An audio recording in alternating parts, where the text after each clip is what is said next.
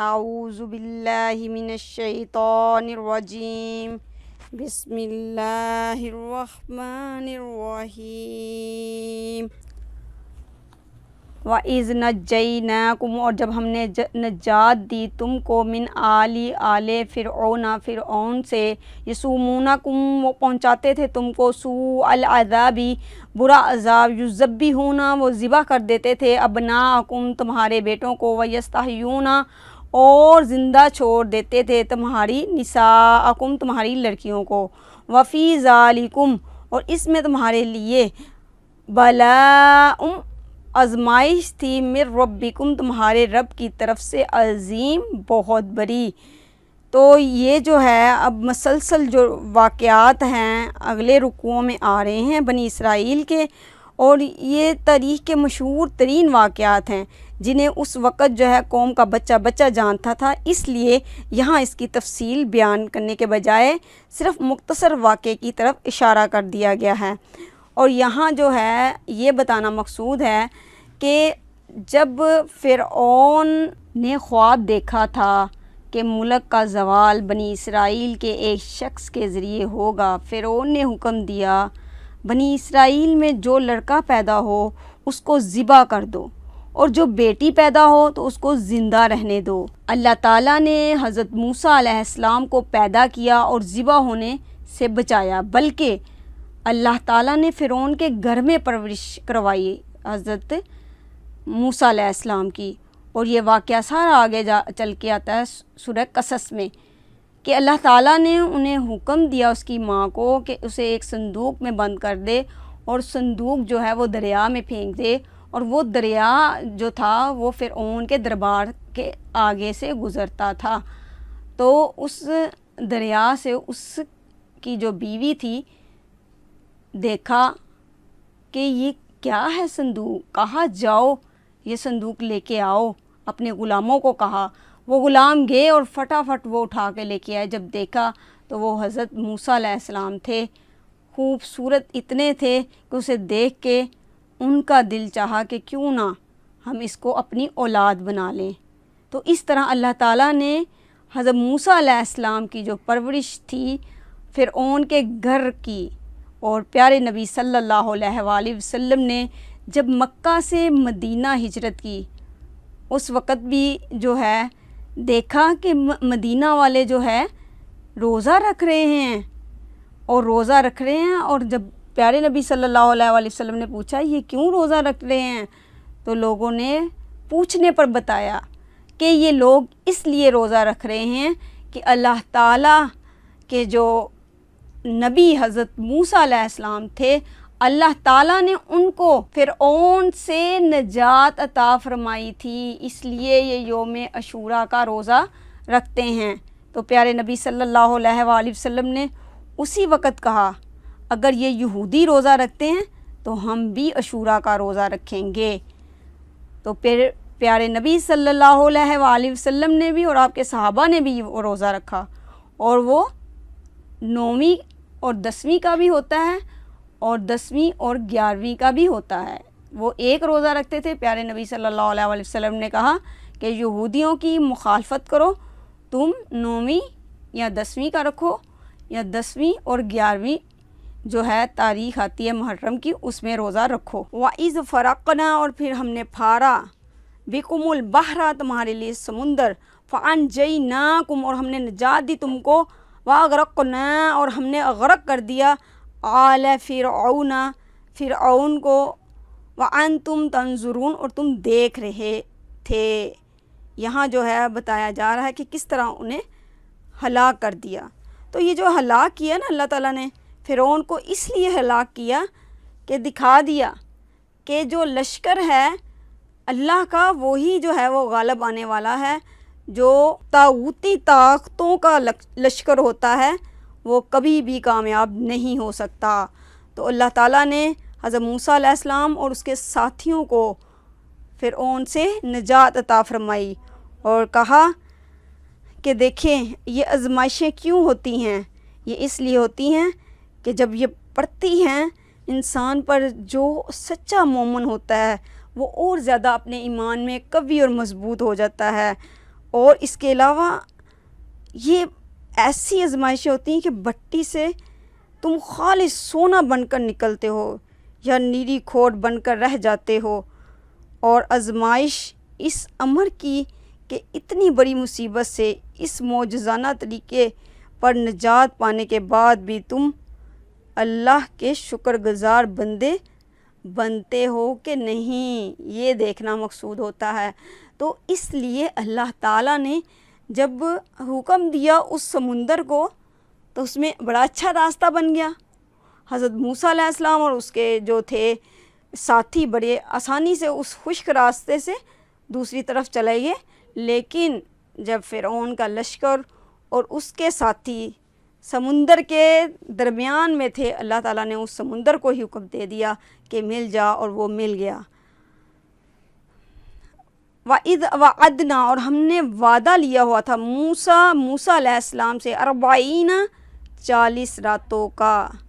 لیلتاً راتوں کا، ثُمَّ اتَّخَذْتُمُ الْعِجْلَ، تم نے پکڑ لیا عجل کہتے ہیں بچڑے کو، من بعدہ اس کے بعد، وَأَنْتُمْ معبود پکڑ لیا تم نے بچڑے کو اس کے بعد، وَأَنْتُمْ ظَالِمُونَ اور تم ظلم کرنے والے تھے۔ یاد کرو جب ہم نے موسیٰ کو 40 روز کی قرارداد پر بلایا تو اس کے پیچھے تم بچڑے کو اپنا معبود بنا بیٹھے۔ اس وقت تم نے بڑی زیادتی کی تھی، مگر اس پر بھی ہم نے تمہیں معاف کر دیا۔ مصر سے نجات کے بعد کا یہ واقعہ ہے کہ اللہ تعالیٰ نے پھر حضرت موسیٰ علیہ السلام کو 40 روز کے لیے جو ہے عبادت کے لیے بلا لیا اپنے پاس کوہ طور پر، اور کہا یہاں آ کر عبادت کرو۔ لہٰذا آپ نے عبادت کی، لیکن پیچھے جو تھا اپنے بھائی حضرت ہارون علیہ السلام کو چھوڑ گئے تھے کہ تم نے ان سب کی رہنمائی کرنی ہے اور ان کو دیکھنا ہے کہ اللہ کے ساتھ کسی کو شریک نہ ٹھہرائے۔ لیکن جب وہ وہاں سے واپس آئے تو کیا ہوا، کیا دیکھتے ہیں؟ اس کی اگلی آیتیں یہ کیا عکاسی کر رہی ہیں؟ حضرت موسیٰ علیہ السلام جب واپس آئے تو کیا دیکھتے ہیں کہ انہوں نے عجلہ یعنی کہ اس نے بچڑے کی جو عبادت جو ہے وہ پوجا کرنی شروع کر دی۔ تو اللہ تعالیٰ نے کہا یہ تم نے کیا کیا ہے، اور یہ تو صحیح بات نہیں ہے۔ حضرت موسیٰ علیہ السلام نے اپنے بھائی کو کہا یہ تم نے ان کو روکا نہیں تھا کہ اللہ کے سوا کسی کی عبادت نہیں کرنی ہے؟ تو اس کے بھائی نے کہا میں نے بہت روکا لیکن یہ نہ مانے۔ پھر اللہ تعالیٰ آگے خود فرما رہے ہیں کہ ان سے کہو کہ معافی مانگے، اور پھر اللہ تعالیٰ نے انہیں معاف بھی کیا۔ ثم عفونا، اور پھر ہم نے کیا کر دیا، ہم نے انہیں معاف کیا، عنکم تم سے، من بعد اس کے ذالک لعلکم تشکرون، اس کے بعد کہ شاید کہ تم شکر گزار بندے بن جاؤ۔ تم نے بچھڑے کو معبود پکڑ لیا، پکڑنے کے بعد تم نے جب معافی مانگی تو ہم نے تمہیں معافی بھی عطا فرمائی۔ وَإِذْ، اور اس کا طریقہ کار جو ہے بتایا، وہ آگے چل کے ہم اگلی آیتوں میں پڑھیں گے۔ وَإِذْ آتَيْنَا، اور ہم نے دی موسیٰ علیہ السلام کو کتابہ، موسیٰ علیہ السلام کو کتاب، والفرقان، اور معجزے، لعلکم تہتدون، شاید کہ تم ہدایت پا جاؤ۔ یاد کرو کہ ٹھیک اس وقت جب تم یہ ظلم کر رہے تھے ہم نے موسیٰ علیہ السلام کو کتاب اور فرقان عطا کی تھی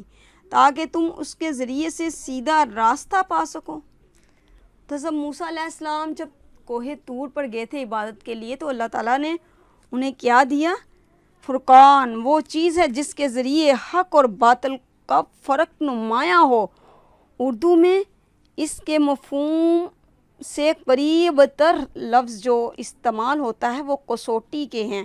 یہاں جو ہے فرقان سے مراد دین کا وہ علم اور فہم ہے جس سے آدمی حق اور باطل میں تمیز کرنا جان جاتا ہے۔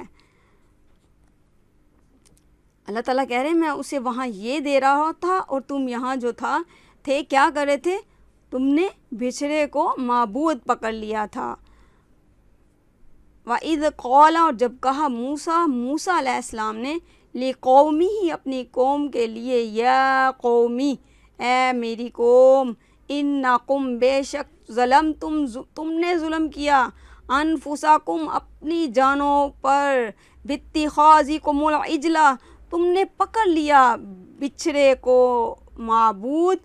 فتوبوا، پس توبہ کرو، الی بارئکم، اپنے پروردگار کی طرف رجوع کر لو،